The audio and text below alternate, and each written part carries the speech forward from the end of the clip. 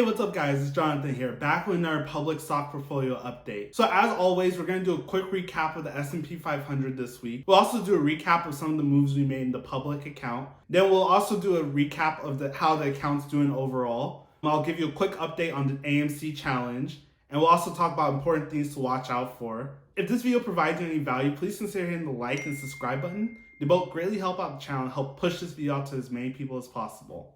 So let's get right into it. So to recap the S&P 500 this week, on Monday, we started off with a pretty strong downturn at the open. We recovered most of the losses for that day later in the trading session. Then on Tuesday, we had a small decline at the open, but we rallied for the rest of the day. And that rally lasted into all of Wednesday as well. And on Thursday, the market moved up as well. Not at the same rate it did on Wednesday, but it still moved up overall. And on Friday, the market was closed in observance of the Christmas holiday. So for the short week, the S&P 500 was up 3.75%, which is probably one of the best weeks we've had ever since we started this public portfolio update. So to recap some of the moves we made in the public portfolio, this week was a pretty chill week. And as always, if you guys want to see me make these trades in real time, check me out on Public. I'll have a link in the description where if you sign up for Public using that link, you can get free stock up to $70. So if you're interested, check it out. So on Tuesday, we bought about $2 of Tesla at $894.86 per share. And this was just a normal buy to dip opportunity. Back in early November, when Elon announced that he was going to start selling Tesla shares, the stock has been on a downwards trend. And at $894, there was no way I could pass up not buying it at that price. And on Wednesday, we did make some moves as well. And they're all buy to dip purchases. So we bought about $3 of Enphase at $188.35. Which to me is like a bargain basement deal for that stock. Etsy we bought at $224.98 a share. That is a little bit rich, but I figured why not? The entire market is down, so this may be some of the lowest prices we get on Etsy right now. We also bought $1 worth of Trade Desk at $95.16. With Trade Desk, if it gets passed over like 100, I'm not so interested in buying any more of it. We also did buy some Cloudflare as well. We bought $1 of Cloudflare at $136.23. With Cloudflare, it's a software company, so the valuation on this company is very high, and that's why I didn't buy so much of it. But one reason why I have started to buy more Cloudflare recently is because a couple of FOMC meetings ago, Jerome Powell did talk about how cybersecurity is a very big risk for our current financial market. And given that, Cloudflare is one of the leaders in cybersecurity. So in my opinion, I think it's a really good investment. And then also talking about software companies, we did also buy $1 of DocuSign at $155.47. So like Cloudflare, DocuSign is a software company, so it does have a crazy high valuation. But again, DocuSign has a lot of good things going for it, so bullish on that as well. So now let's go into my iPad. I'll give you a recap of how the account's doing. So currently the account sits at $152.37. And this week we're up about 4.7%. So we still have our position in Enphase. It's not doing as well as it was doing, but it's still up about 12%, so that's good. And it makes up a little under 20% of the portfolio. We still have our position in Tesla here. It's still going strong at 37% gain. It currently makes up a little under 19% of the portfolio. The next position we have here is Robinhood, and our Robinhood position is still down. Robinhood hasn't really been a mover recently. It's kind of been sitting at like a floor of $18. This will hopefully start to move up with the broader market. The next position we have here is Alphabet. We're currently up about almost 3% on Alphabet. This is a position I do want to continue to add to. In my opinion, Alphabet's a really good company to be invested in. It currently makes up about 11.5% of the portfolio. The next position we have here is Disney. I haven't really been adding to this recently because it is considered to be a recovery stock. And it's kind of been sitting flat at $150, but so it's down a little bit, about 3%, but I still think in the long run, you really can't go wrong with Disney. The next position we have here is Etsy. Etsy, it's currently up about like 1.5%. Right now, I'm not really too crazy about buying Etsy, so that's why it's still such a small portion of this portfolio. I do hold some of it. It makes up a little under 5% of the portfolio. So it is something that I would like to add to if we do see lower prices soon. Next position we have here is Matterport. Our Matterport position is up 7%.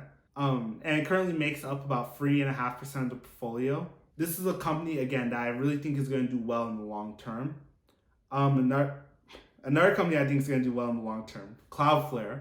Cloudflare positions up about 1.5%. It makes up about 3.33% of the portfolio. I think, like I said before, cybersecurity is going to be a really big deal in the future. So Cloudflare, in my opinion, Cloudflare is a place to be.